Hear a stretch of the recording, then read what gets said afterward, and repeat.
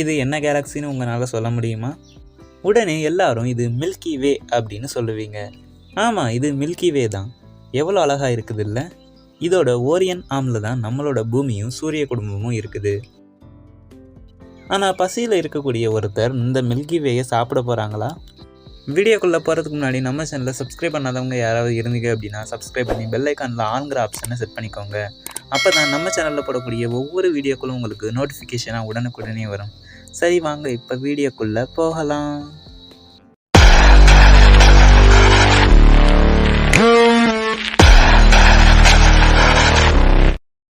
Andromeda the nearest Galaxy. இந்த Andromeda Galaxy தான் நம்மளோட சூரிய குடும்பத்துக்கும் மில்கி வேக்கும் மிகவும் அருகில் இருக்கக்கூடிய மற்றொரு கேலக்ஸி. பொதுவாக நம்ம கேலக்ஸி அப்படின்னு எதை சொல்கிறோம் அப்படின்னா, எண்ணற்ற நட்சத்திர கூட்டங்கள் ஒன்றாக சேர்ந்து மிகப்பெரிய பிளாக் ஹோலை மையமாக கொண்டு சுற்றி வந்துச்சு அப்படின்னா அதைத்தான் நாம் ஒரு கேலக்ஸின்னு சொல்கிறோம். ஆரம்ப காலகட்டங்களில் இது ஆண்ட்ரோமெடா நெபுலா என்று அழைக்கப்பட்டுச்சு. ஆனால் அதற்கு பிறகு தான் இது ஒரு மிகப்பெரிய கேலக்ஸி அப்படிங்கிறத முடிவு பண்ணுறாங்க. இந்த கேலக்ஸி நம்மளோட மில்கிவே கேலக்ஸியை விடவும் மிகப்பெரியதாக இருக்குது. அதோட பேரான இந்த ஆண்ட்ரோமெடா அப்படிங்கிற வார்த்தையானது கிரேக்க புராணத்திலேருந்து எடுக்கப்பட்டிருக்கு. கிரேக்க கடவுளான ஜீயுஸோட மகனாகிய பர்ஷியஸின் மனைவி தான் இந்த ஆண்ட்ரோமெடா. இந்த கேலக்ஸியை நம்மளால் வெறும் கண்களாலேயே பார்க்க முடியும்.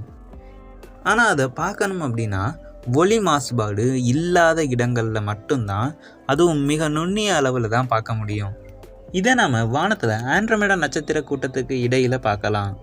இந்த கேலக்ஸி நம்மளோட மில்கி வேயை சாப்பிட போகுது அப்படின்னு நாம் சொல்கிறோம். ஆனால் இதுக்கு முன்னாடியே இது சில கேலக்ஸிகளை சாப்பிட்ருக்குது.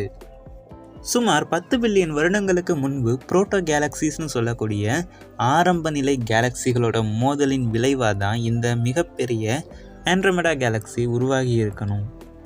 இதோட மொத்த எடை எவ்வளவு இருக்கும்னா சுமார் 1 ட்ரில்லியன் சோலார் மாசஸ் அளவிலான நிறையை கொண்டிருக்குது. இன்னும் 2-4 பில்லியன் வருடங்களுக்குள்ளாக இந்த மிகப்பெரிய ஆண்ட்ரோமெடா கேலக்சியானது நேரடியாக மில்கி வேயோட மோதப்போகுது. இப்போதைக்கு ஆண்ட்ரோமெடா ஆனது மில்கி வேயிலிருந்து சுமார் 2.5 மில்லியன் ஒளியாண்டுகள் தொலைவில் இருக்குது. இவற்றோட மோதலுக்கு இடையில் ட்ரையாங்குலம் என்று சொல்லக்கூடிய M33 கேலக்சியானது இவற்றிற்கு இடையே வந்து செல்லுது. ஆனால் அந்த கேலக்சியானது இந்த மோதலில் ஈடுபடுறது இல்லை. மில்கிவேயும் ஆண்ட்ரோமெடாவும் இணைந்து ஒரு மிகப்பெரிய நீள்வட்டமான புதிய கேலக்சி உருவாகக்கூடிய மிகப்பெரிய கேலக்சிக்கு மில்கோமெடா அல்லது மில்க்ட்ரோமெடா என்ற பெயர் சூட்டலாம்னு வச்சுருக்காங்க. மில்கிவே ஆண்ட்ரோமெடா மோதலின் போது பூமி மற்றும் சூரிய குடும்பத்தோட நிலை என்ன அப்படிங்கிறது உண்மையில் தெரியாததாக தான் இருக்குது. ஒருவேளை சூரிய குடும்பமானது மில்கிவேலிருந்து பிரிஞ்சு விண்வெளியில் தனித்து விடப்படலாம் அல்லது ஆண்ட்ரோமெடா கேலக்சியோட இணையலாம். ஆனால் உண்மையில் இது எல்லாமே ஒரு கருத்து கணிப்பு தான். இந்த மோதல் நிகழாமல் இருக்கிறதுக்கும் கூட வாய்ப்பு இருக்குது. எது எப்படி இருந்தாலும் இந்த காலகட்டத்தில், அதாவது மோதல் நிகழும் சமயத்துலையும் நம்மளோட பூமியில் மனிதர்கள் உயிரோடு இருப்பாங்களா அப்படின்ற கேள்வி சந்தேகத்திற்கு உரியதாக தான் இருக்குது. மோதல் நிகழ்ந்தாலும் நிகழாவிட்டாலும் இன்றைய நாள் இரவில் நட்சத்திரங்கள் எவ்வளவு அழகாக இருக்குது அப்படின்னு வானத்தில் பார்த்து நம்ம நல்லா ரசிக்க முடியும். அதுவே நமக்கு சொர்க்கம் மாதிரி தான். ஓகே ஃப்ரெண்ட்ஸ், இந்த வீடியோவில் சொல்லப்பட்ட கருத்துக்கள்லாம் உங்களுக்கு பிடிச்சிருந்தா லைக் பண்ணுங்கள். இதே மாதிரி பல இன்ட்ரெஸ்டிங்கான தகவல்களை தெரிஞ்சுக்கணும் அப்படின்னா நம்ம சேனலை சப்ஸ்கிரைப் பண்ணுங்கள். இதே மாதிரி இன்னொரு வீடியோவிலிருந்து சந்திக்கும் வரை விடைபெறுவது நான் தான் உங்கள் MS. டாடா.